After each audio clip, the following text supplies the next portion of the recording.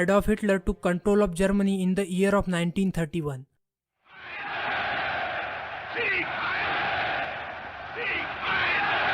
He started making military advances which would start World War II later. He executed Jews living in Germany. He joined hands with Benito Mussolini, another dictator, a military-focused dictator I might add. While the world politics was boiling and tension was increasing among countries, Subhash Chandra Bose, who was carefully observing this situation, he decided to travel through European countries and gain political support from other countries in freeing India from British shackles. He left India in 1931 and travelled Europe. Negotiations happening between Gandhi and British in roundtable conferences from 1931 to 32 did not see any positive outcome. British again tried to divide India by talking on religions, different castes and untouchability. They again captured Mahatma Gandhi and sent him to Yerwada jail to isolate Mahatma Gandhi from his followers. While Mahatma Gandhi was in jail, British Prime Minister Ramsay MacDonald in 1932 granted separate electorates for Muslims, Sikhs, scheduled caste, Indian Christians, Buddhists and Anglo-Indians. Electorate means a list of voters. It came to be known as a communal award. British were trying to divide India again by proposing different voting lists for different castes. Mahatma Gandhi criticized this act of British government. He wanted to promote equality in India. In protest, Gandhi started fast unto death while he was held in prison. Indian masses supported Gandhiji and forced the government in consultation with Dr. Babasaheb Ambedkar to replace communal award. Gandhiji and Dr. Ambedkar made an agreement with each other, which is also known as the Pune Pact. They both abolished communal award. 3 years went by and the Indian independence movement did not see any development. However, in 1935, British Raj made a new law to govern India, known as Government of India Act 1935. It had 3 significant goals: to establish a federal system with many provinces of India, to give the self-ruling position to provinces, finally to give Muslim minority protection by giving them separate electorates. On these separate electorates, only Muslim candidate could stand for an election. In February 1937, elections took place. The members of Indian National Congress won in 5 provinces and held the upper position in 2 more provinces. Muslim League could not perform well in election. While Indians were busy in elections, far beyond the Mediterranean Sea, Hitler became a new name of power in Nazi Germany. He started violating the Treaty of Versailles, a treaty which was signed to end World War I. In March 1938, all of Austria was annexed to the growing Nazi empire of Hitler. Austria was showered with swastikas.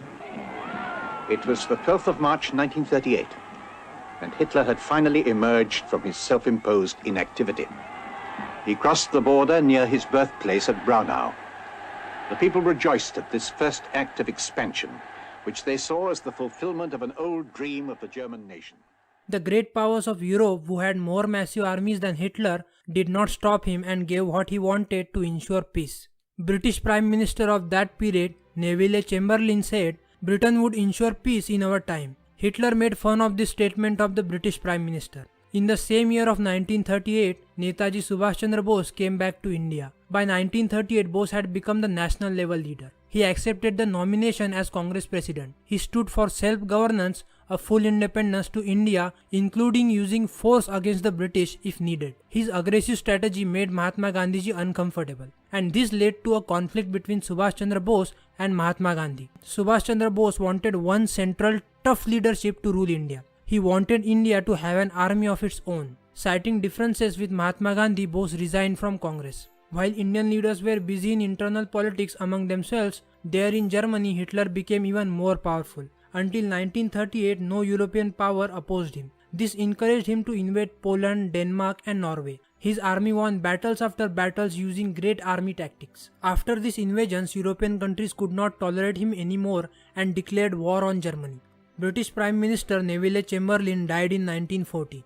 Winston Churchill became the new Prime Minister of England. Hitler tried to make peace with England, but Winston Churchill was unwilling to listen to anything from Hitler. Great Britain was ready for the war. We are far stronger than we were 10 weeks ago. We are far better prepared to endure the worst malice of Hitler and his Huns than we were at the beginning of September. This made Hitler furious. He declared war upon the British. England was ready for war and they announced Indian troops to be participated in World War II without discussing with Indian leaders. In World War I, Mahatma Gandhi helped British, but British government betrayed him. So this time Mahatma Gandhi opposed India's participation in this war. But his campaign against India's participation in World War II was a total failure. 2.5 million Indians joined the British Army to fight on various fronts. It was the most significant all-volunteer force in world history. It included tanks, artillery and airborne forces. Subhash Chandra Bose did not like the idea of Indian soldiers fighting for British. British rulers of India wanted Indians to fight this war in the name of freedom. Yet they had denied this freedom to India and Indians for more than 100 years. Then how could India fight for them? This created a lot of dissatisfaction among Indians and two big movements for Indian independence took shape. The first was Indian National Army of Subhash Chandra Bose. The second was Quit India movement by Mahatma Gandhi. Let us talk about the movement led by Subhash Chandra Bose first. Bose was under house arrest in 1941. Somehow he escaped to Germany. He met Hitler and organized an army of 4,500 people against the British Empire. He followed a simple saying that enemy of your enemy is your friend. He addressed Indian people and soldiers who were fighting for British from the radio station established in Germany. He asked Indian troops not to fight for British, instead fight against British and help India in gaining independence. This led to confusion in some Indian troops. Bose wanted to reach the 2 million Indian volunteers of the British Indian Army. These men were the bedrock of the British Raj. British were threatened, or you can say frightened, because of the possible rebellion of Indian soldiers. What if Indian soldiers deceive us? What if they rebel against us during battle and start killing British soldiers? Stopping them would be impossible.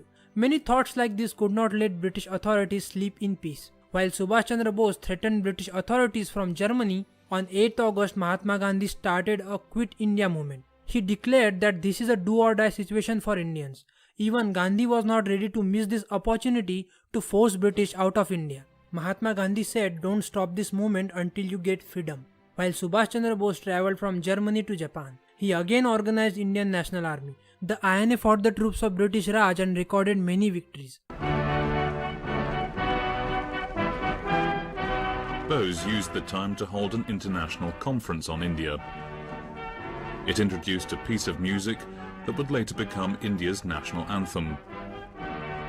Den Kampf bis zum Siege weiterzuführen, zu bekräftigen. In diesem Kampf, der für Indien ein Kampf Sein oder Nichtsein ist, kann es nur einen Ausgang geben, unseren gemeinsamen Sieg. Lang leben die Dreifachmächte und ihre Verbündeten. Lang lebe das freie Indien. In that same period, in India, British took a violent approach towards Quit India movement. They arrested over 1 lakh people. They dropped bombs on the people. The troops of British Raj even beat people with sticks and canned them. All Congress leaders were imprisoned. Mahatma Gandhi's wife Kasturba Gandhi died in prison. Gandhi's health had also become terrible. British released him in 1944. They did not want him to die in prison and called the wrath of Indian people upon themselves. In 1943, Winston Churchill became the reason of the deaths of 2.5 million Bengali people by starvation. He ordered his troops to sail with food reserves to Europe instead of providing food to Indians. This act made Indians enraged and more Indians joined Quit India movement. In Berlin, witnessing the defeat of his troops, Hitler committed suicide by shooting himself on April 13, 1945. Nazi German forces surrendered in front of Soviet Union. Japan also had to surrender as it was fighting alongside Germany. At the same time, Indian National Army led by Subhash Chandra Bose also had to stop fighting because of Japan's surrender. Soon after this, in an unfortunate plane crash, Subhash Chandra Bose died. However, his death remains an unsolved mystery as his body was not found at the crash site. The Second World War had weakened the economy of England. Political and military power of British Empire also saw a sharp decline. They were also aware that after war, Indians would begin a more significant movement for independence. By 1946, British released all political prisoners and opened independence discussion with Indian National Congress. Leaders like Muhammad Ali Jinnah wanted a partition, a separate country for Muslims, Pakistan. But Mahatma Gandhi wanted united India comprising of all castes and religions. However, many prominent leaders, including Jawaharlal Nehru, was in favor of partition. On 14th August 1947, Pakistan gained independence, and a day later, on 15th August 1947, India gained independence. So at last, that was officially the end of British era in India. Many people of India still debate over who played a significant role in India's independence movement. Some debate in favor of revolutionaries like Bhagat Singh, Chandrasekhar Azad and Netaji Bose, while some people say Mahatma Gandhi's Satya and Ahimsa means non-violence and truth was vital for India's independence. In spite of all these debates, giving any one person or one ideology the credit of Indian independence would not be fair to all those who suffered endlessly throughout their life. Every freedom fighter played a vital role in India's freedom movement. While revolutionaries like Subhash Chandra Bose and Bhagat Singh struck fear in British hearts, liberals and diplomats like Mahatma Gandhi united Indian masses ranging from small villages to big cities. Therefore, every freedom fighter deserves a respect. They fought for freedom of India throughout their lives by following and respecting their own unique ideologies. Jai Hind.